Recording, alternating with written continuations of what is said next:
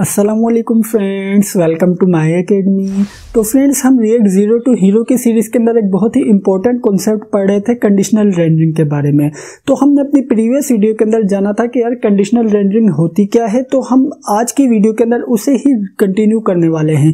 तो आइए वीडियो शुरू करते हैं। वीडियो शुरू करने से पहले यार, अगर आपने अभी तक इस चैनल को सब्सक्राइब नहीं किया हुआ तो सबसे पहले चैनल को सब्सक्राइब कर लीजिए और इस रिएक्ट जीरो टू हीरो की सीरीज़ को एक मरतबा लाजमी चेकआउट कीजिएगा, जिसके अंदर हमने रिएक्ट को बेसिक से एडवांस लेवल तक सीख रहे हैं और तमाम चीज़ें प्रैक्टिकली इंप्लीमेंट भी कर रहे हैं। तो आइए अब हम यहाँ पर क्या करेंगे, सबसे पहले तो हम चलते हैं अपने VS कोड में। VS कोड में जाने से पहले यार, सबसे पहले तो मैं आपको बताता चलूँ कंडीशनल रेंडरिंग के बारे में, थोड़ा ओवरव्यू देता चलूँ। ये ओवरव्यू उन लोगों के लिए जो यार डायरेक्ट इस वीडियो के अंदर जंप कर आए हैं और जिन्होंने मेरी प्रीवियस वीडियो नहीं देखी, तो मैं सबसे पहले तो आपको रिकमेंड करूंगा कि यार आपने वो वीडियो लाजमी देखनी। उसके अंदर हमने बहुत डिटेल में बात की थी कि कंडीशनल रेंडरिंग होती क्या, और हमने उसे इम्प्लीमेंट भी किया था, जिसके अंदर हमने एंड ऑपरेटर के थ्रू कंडीशनल रेंडरिंग की थी। तो सबसे पहले तो मैं जो नए पर्सन है उनके लिए सबसे पहले तो रिवीजन करता चलूं। बेसिकली हमने बात की थी कि हम रिएक्ट के अंदर कंडीशनल रेंडरिंग कर सकते हैं, जिसके अंदर हम कोई भी स्पेसिफिक JSX या कोई भी स्पेसिफिक कंपोनेंट UI के ऊपर रेंडर करवा सकते हैं बेस्ड ऑन कंडीशन। उसके अंदर हमने इसे इम्प्लीमेंट भी किया था। फिर हमने बात की थी कि कंडीशनल रेंडरिंग हम टोटल 3 वेज से कर सकते हैं, जिसके अंदर फर्स्ट वे था conditional rendering through and operator, जो कि हमने अपनी प्रीवियस वीडियो के अंदर देख चुके हैं। तो आज की वीडियो के अंदर हम देखेंगे conditional rendering with ternary operator, कि हम टर्नरी ऑपरेटर की मदद से किस तरीके से कंडीशनल रेंडरिंग कर सकते हैं और हमें टर्नरी ऑपरेटर क्या क्या फैसिलिटी प्रोवाइड करता है जो कि हमें एंड ऑपरेटर नहीं प्रोवाइड करता। उसके बाद हम अपनी नेक्स्ट वीडियो के अंदर देखेंगे conditional rendering with multiple returns. तो आइए सबसे पहले हम ये टर्नरी ऑपरेटर की मदद से कंडीशनल रेंडरिंग देख लेते हैं। उसे देखने के लिए सबसे पहले तो मैं आपको बताता चलूं कि अगर आपको प्रोग्रामिंग के अंदर इफ एल्स का कॉन्सेप्ट क्लियर नहीं है तो आप सबसे पहले उस कॉन्सेप्ट को रिवाइज कर लीजिए। बेसिकली टर्नरी ऑपरेटर के through conditional rendering just similar to if else condition है। हम यहाँ पर रिएक्ट के अंदर direct if else condition apply नहीं कर सकते, तो इसी वजह से हम यूज करते हैं conditional rendering with ternary operator. इसके अंदर बेसिकली क्या होता है, अगर आप यहाँ पर नोट करें तो हमारे पास हमने फुटर के अंदर एक काम किया था। सबसे पहले क्या करूंगा यार, मेरे पास यहाँ पर जो मेरे पास आइटम डिस्प्ले नहीं हो रहा है, सबसे पहले तो मैं यहाँ पर अपने आइटम्स डिस्प्ले करवा लेता हूँ।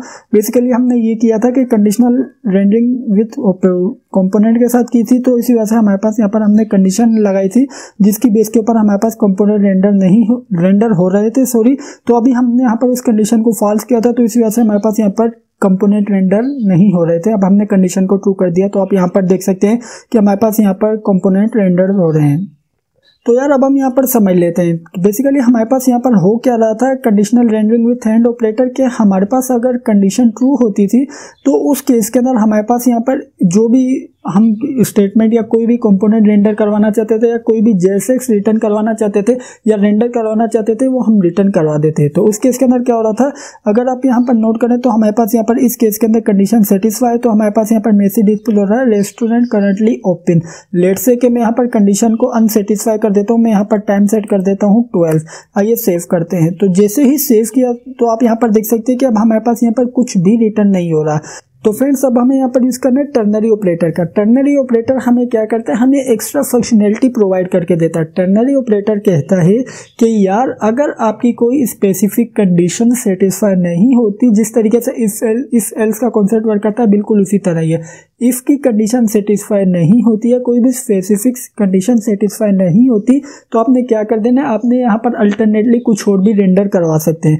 लेट्स से कि हम यहाँ पर इसके अंदर अल्टरनेटली मैसेज डिस्प्ले करवाएंगे रेस्टोरेंट इज करंटली क्लोज्ड। उसके बाद हम यहाँ पर कोई भी टाइम बता देंगे क्या इस टाइम ड्यूरेशन के अंदर आपने आना है। तो ये काम हम करने वाले हैं टर्नरी ऑपरेटर की मदद से। किस तरीके से करेंगे, लेट्स से हम यहाँ पर जो एंड ऑपरेटर यूज किया उसकी जगह हम यूज कर लेते हैं ternary operator. Ternary operator use करने के लिए हम सिंपल क्वेश्चन मार्क का यूज करते हैं।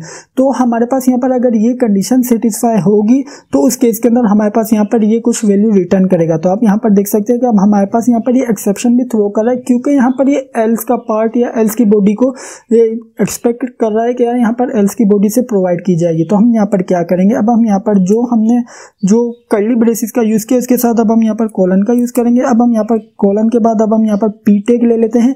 पी टैग के अंदर हम यहाँ पर सिंपल कह देते हैं रेस्टोरेंट इज करंटली क्लोज। तो हम यहाँ पर सिंपल मैसेज डिस्प्ले करवाएंगे रेस्टोरेंट इज करंटली क्लोज्ड। तो आइए सेव करते हैं। तो जैसे ही सेव किया तो आप यहाँ पर देख सकते हैं कि अब हमारे पास यहाँ पर मैसेज डिस्प्ले हो रहा है रेस्टोरेंट इज करंटली क्लोज्ड। तो हम यहाँ पर एक काम करते हैं, प्लीज विजिट, हम यहाँ पर कह देते हैं प्लीज विजिट बिटवीन। तो हमने यहाँ पर सिंपल मैसेज डिस्प्ले करवा दिया restaurant is currently closed, please visit between 9 to 23। लेट से हमने यहाँ पर ओपन टाइम क्लोज टाइम क्या रखा है 12। तो हम यहाँ पर सिंपल मैसेज डिस्प्ले करवा देते हैं 12। तो आइए सेव करते हैं। तो जैसे ही सेव किया तो आप यहाँ पर देखिएगा कि हमारे पास यहाँ पर मैसेज डिस्प्ले हो रहा है restaurant is currently closed, please visit 9 to 12। इस तरीके से हम यहाँ पर एल्स का पार्ट भी इंक्लूड कर सकते हैं। तो हमारे पास यहाँ पर बेसिकली क्या हो रहा है कि हमारे पास यहाँ पर सबसे पहले कंडीशन चेक कर रहा है, कंडीशन सेटिस्फाई नहीं होगी तो हमने यहाँ पर क्या किया, हमने यहाँ पर एक कोड इंक्लूड कर लिया, हमने यहाँ पर उसके अंदर पी टैग के अंदर कोई भी एल्स पार्ट को एग्जीक्यूट करा दिया, रेंडर करवा दिया। तो फ्रेंड्स हमने यहाँ पर मैसेज डिस्प्ले करवा दिया कि restaurant currently close, please visit between 9 to 12। ये हमने देख लिया कि हम किस तरीके से कंडीशनल रेंडरिंग कर सकते हैं with help of ternary operator. तो फ्रेंड्स हमने यहाँ पर सिंपल जो हमारा JSX है वो हमने रेंडर करवाना सीख लिया कि हमारे पास यहाँ पर JSX के अंदर अगर हम यहाँ पर टर्नरी ऑपरेटर की मदद से कंडीशनल रेंडरिंग करेंगे तो किस तरीके से होगी। अब हम यहाँ पर देख लेते हैं कि अगर हम अपने कंपोनेंट के ऊपर कंडीशनल रेंडरिंग करेंगे with help of ternary operator तो हम किस तरीके से करेंगे। मेथड बिल्कुल सेम है, मेथड के अंदर कोई डिफरेंस नहीं है, लेकिन मैं आपको एक मरतबा प्रैक्टिकली इंप्लीमेंट लाजमी करके दिखाऊंगा। तो मैं यहाँ पर क्या करूँगा, सबसे पहले इसे सेव कर लेता हूँ। तो जैसे ही सेव किया तो आप यहाँ पर देख सकते हैं कि अभी हमारे पास यहाँ पर कंडीशन सेटिस्फाई है। तो उस केस के अंदर हमारे पास message display restaurant currently open. ठीक हो गया। तो फ्रेंड्स ये हमने देख लिया कि हम किस तरीके से टर्नरी ऑपरेटर की मदद से कंडीशनल रेंडरिंग कर सकते हैं। हम अपनी नेक्स्ट वीडियो के अंदर कंडीशनल रेंडरिंग करेंगे विथ मल्टीपल रिटर्न्स। तो आज की वीडियो में इतना ही। मैं उम्मीद करता हूँ कि आपको आज की वीडियो अच्छी लगी होगी और समझ आई होगी। अगर वीडियो अच्छी लगी तो वीडियो को लाइक लाजमी कीजिएगा, और अगर आपने अभी तक इस चैनल को सब्सक्राइब नहीं किया हुआ तो यार सबसे पहले चैनल को सब्सक्राइब कर लीजिए और बेल के आइकन पर लाजमी क्लिक कीजिएगा। Thank you for watching this video friends, bye bye.